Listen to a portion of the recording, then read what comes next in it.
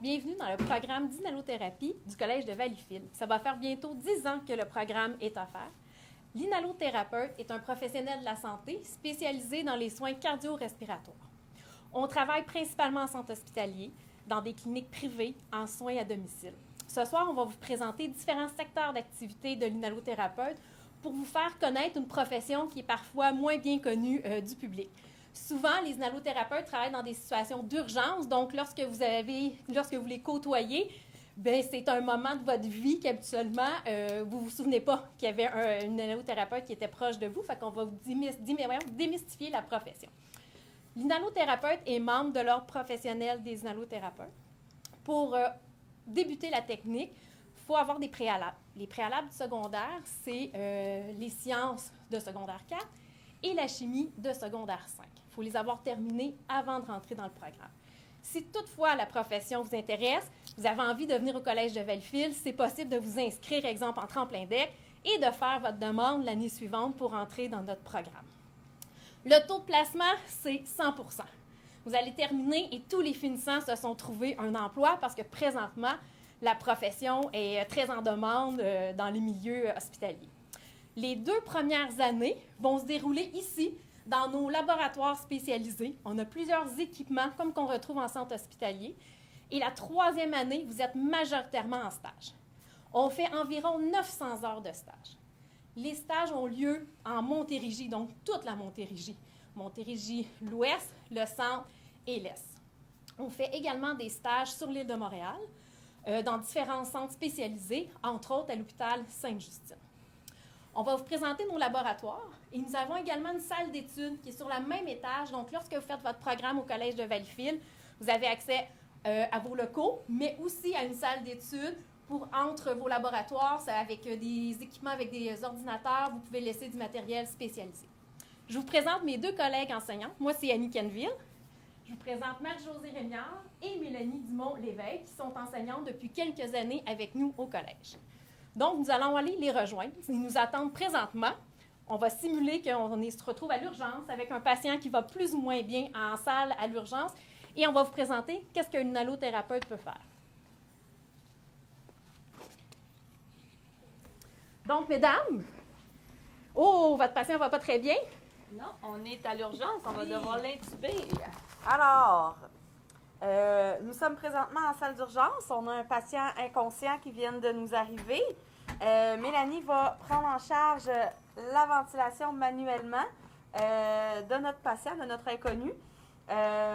Parce qu'il ne respire pas, il est inconscient, il ne respire pas en ce moment. On va se préparer à la manœuvre d'intubation. Alors, l'inhalothérapeute, en fait, est toujours le clinicien qui assiste le médecin ou qui pratique lui-même, dépendamment des circonstances, l'intubation.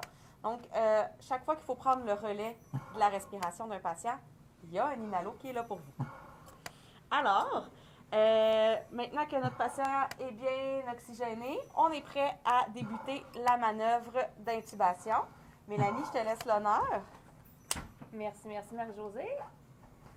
Donc, on va introduire le laryngoscope au fond de la gorge pour voir les cordes vocales de notre patient. Pour insérer le tube endotrachéal, on peut retirer le mandrin.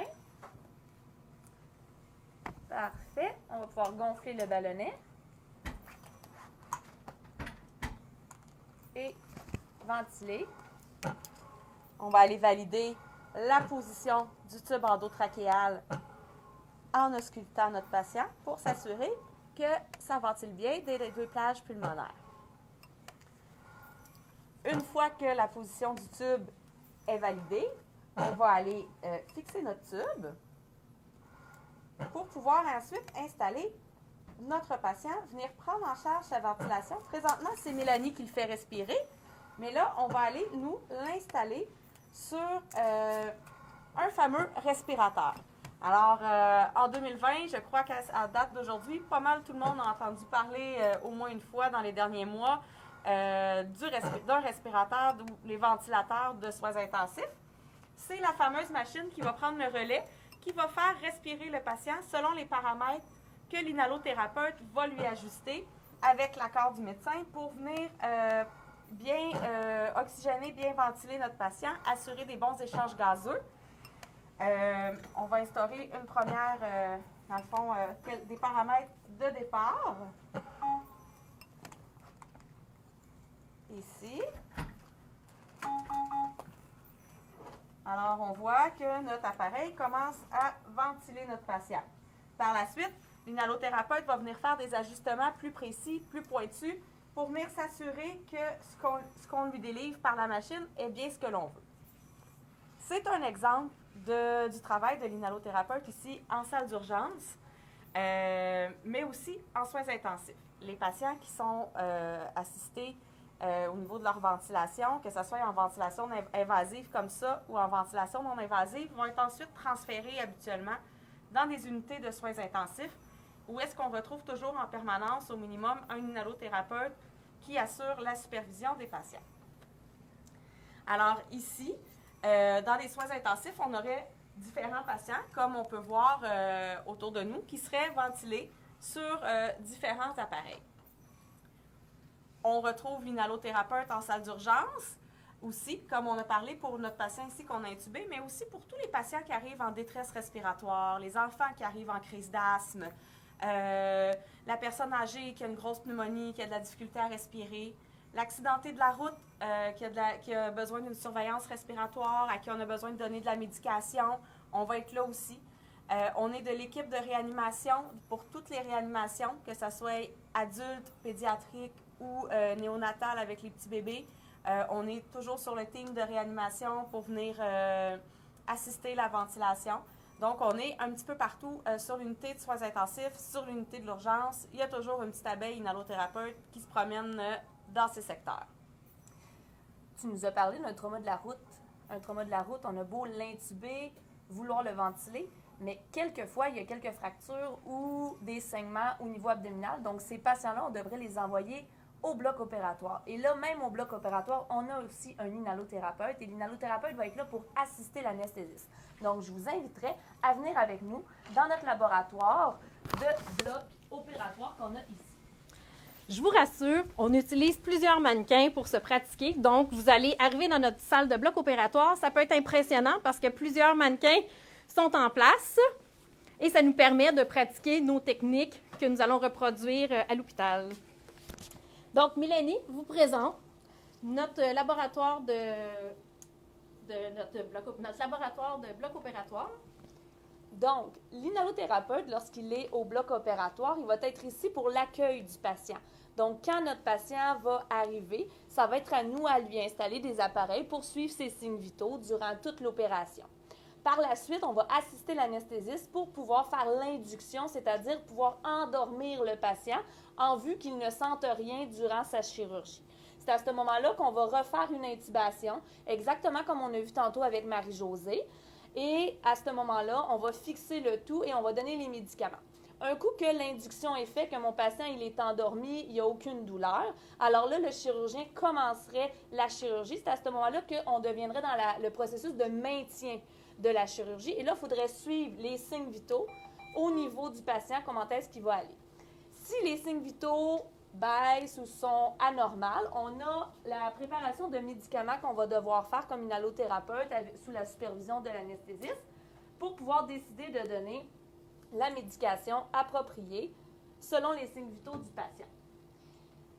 Nous allons pouvoir injecter via son intraveineuse pour pouvoir donner la médication appropriée pour retrouver des signes vitaux de façon normale. Par la suite, un coup que la chirurgie est terminée, on veut réveiller notre patient. Donc, ça va s'appeler l'émergence. Et à partir de l'émergence, on va pouvoir réveiller, s'assurer que le patient reprend sa respiration au niveau spontané. Et on va pouvoir partir avec notre patient à la salle de réveil. Donc, c'est vraiment une journée remplie de cas, un après l'autre, qu'on va pouvoir assister l'anesthésiste dans chacune des phases de l'anesthésie. Par la suite, ces patients-là, avant de venir des fois au bloc opératoire, ils vont devoir faire des tests de fonction pulmonaire. Ces tests de fonction pulmonaire-là vont pouvoir dire si le patient est apte ou non à venir faire une chirurgie qui serait sélective. Donc, je vais laisser Marie-Josée pouvoir vous expliquer qu'est-ce que les tests diagnostiques au niveau pulmonaire en fonction pulmonaire. Merci, Mélanie. Ça fait plaisir. Donc, on se dirige dans notre laboratoire de fonction pulmonaire. Et n'hésitez pas à préparer vos questions parce qu'à la fin, on va vous réserver une période de questions pour répondre à vous. Alors, oui, merci. Alors, on est maintenant rendu dans le laboratoire de fonction pulmonaire. Mélanie vous a donné un exemple. C'est ici qu'on va venir faire des tests pour, valider si les poumons de notre patient, par exemple, sont aptes à supporter une chirurgie générale. C'est aussi ici qu'on va venir faire différents tests diagnostiques afin de que le pneumologue puisse poser un diagnostic à un patient, par exemple un syndrome obstructif, un syndrome restrictif, un syndrome mixte. Alors, l'inhalothérapeute va se servir de différents appareils, de différents appareillages pour faire des tests aux patients où est-ce qu'on va aller mesurer ses différents volumes pulmonaires, sa capacité de diffusion, son oxygénation. Donc, on va aller valider différents tests. C'est aussi ici qu'on va venir faire des tests à l'effort. Les tests de Jones, par exemple, où est-ce que le patient va pédaler sur un vélo d'exercice tout en étant branché sur une machine, où est-ce qu'on va capter sa respiration pour voir sa respiration à l'effort. C'est aussi ici qu'on va venir faire des tests diagnostiques pour l'asthme, pour poser un diagnostic officiel d'asthme. On va faire des tests à la marche, on va faire marcher nos patients, valider leur oxygénation. C'est aussi en laboratoire de fonction pulmonaire que vont se dérouler souvent les analyses et les tests pour l'apnée du sommeil. Donc, les polysomnographies, les patients viennent en laboratoire chercher leurs appareils, se faire expliquer comment ils vont passer les tests à la maison afin de diagnostiquer un apnée du sommeil. C'est donc un autre secteur d'activité un petit peu différent où est-ce que on est moins dans l'urgence, on est moins dans l'adrénaline, on est totalement dans un peu un autre monde à part, mais toujours dans le milieu hospitalier où est-ce qu'on va venir aider à poser des diagnostics qui sont importants pour la vie de nos patients et assurer un suivi. On va maintenant passer au centre de simulation. Au Collège de Valleyfield, on a la chance d'avoir maintenant, depuis un an officiellement, un centre de simulation en santé en partenariat avec le département de soins infirmiers. Fait qu'on va aller rejoindre Mélanie qui nous attend au centre de simulation. Merci, Marie-Josée. Donc, on retrouve une salle d'études qui est tout près pour les étudiants. Et à proximité, sur le même étage, nous avons le centre de simulation.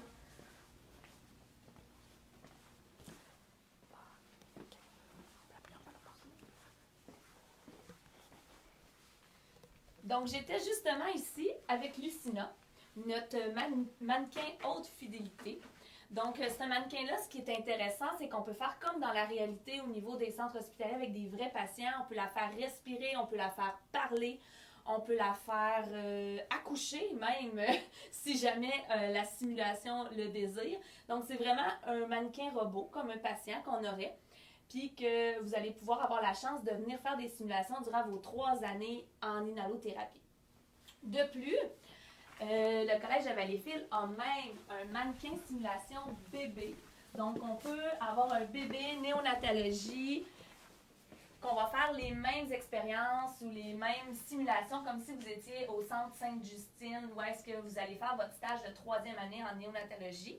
Donc, ici, on va apprendre tout ce qui est les crises d'asthme chez les enfants, les intubations, les réanimations, le maintien aussi des petits prématurés qu'on peut voir aussi en inhalothérapie. Donc, c'est vraiment complet pour faire que vous soyez prêt à aller en stage quand ça va être le moment venu en 3e année, parce qu'on le sait qu'en 3e année, vous allez être complètement en stage pendant 900 heures. Donc, la préparation va se faire vraiment durant la 1re et la 2e année. Et grâce au mannequin haute fidélité, vous allez être prêt comme si vous aviez déjà été en contact avec des patients. Les stages, ce n'est pas des stages qui sont rémunérés, c'est des stages qui font partie de la formation. Donc, c'est nous, le collège, qui allons vous placer en milieu clinique. Et dans le milieu clinique, vous allez être supervisé par des inhalothérapeutes spécialisés dans leur centre. Et les enseignants du Collège de Valleyfield vont également vous accompagner pendant votre stage. Donc, vous allez avoir une visite, un encadrement de votre prof du Collège de Valleyfield et un encadrement aussi des inhalothérapeutes sur le terrain. Fait que je souligne, je remercie probablement qu'il y a des inalos qui nous écoutent. Fait que je vous remercie de participer aussi à l'enseignement de nos étudiants avec nous parce que vous faites une différence là, avec les étudiants quand vous prenez le temps de les accueillir, quand vous prenez le temps de leur enseigner. Fait que c'est enrichissant pour les étudiants là, d'avoir les inalos qui sont aussi sur le terrain et qui sont, comme on dit, là, sont des experts dans leur milieu clinique. Ça prend quoi pour être inhalothérapeute ou on s'attend à quoi? C'est quoi les attitudes professionnelles que vous allez développer pendant votre programme et qui vont vous permettre d'être des bons inhalothérapeutes sur le marché du travail par la suite? On a l'autonomie et l'esprit critique. C'est une première attitude là, qu'on pourrait dire qu'on s'attend, qu'on va vous aider à développer au courant des 3 années. C'est très important. L'esprit d'équipe. Parce qu'on travaille autant avec d'autres inhalothérapeutes qu'avec d'autres professionnels de la santé, donc autant les médecins et les infirmières. Donc, c'est très important d'être capable d'avoir un bon travail d'équipe pour la santé de nos patients et même la réanimation. La capacité de communication. C'est important de pouvoir parler à notre patient de façon adéquate. Donc, autant le vouvoiement, mais aussi on va pratiquer l'empathie, la compassion aussi qu'on pourrait avoir avec nos patients. Être capable de bien vulgariser ce qu'on sent bien faire comme intervention, les rassurer, les mettre en confiance. La capacité d'adaptation parce que, oh my God, on est appelé... On ne sait jamais comment que la journée va se dérouler. Non, c'est toujours de l'imprévu. Vous pensez, vous arrivez, tout est calme, et là, dans votre journée, il va vous arriver plein des événements, des patients qui vont être en difficulté respiratoire. Des patients intubés, oui, une césarienne d'urgence au bloc opératoire. La journée est vraiment différente d'une à l'autre. On travaille avec, on l'a nommé, hein, les 3 types de clientèle, que ce soit néonatal, pédiatrique, adulte.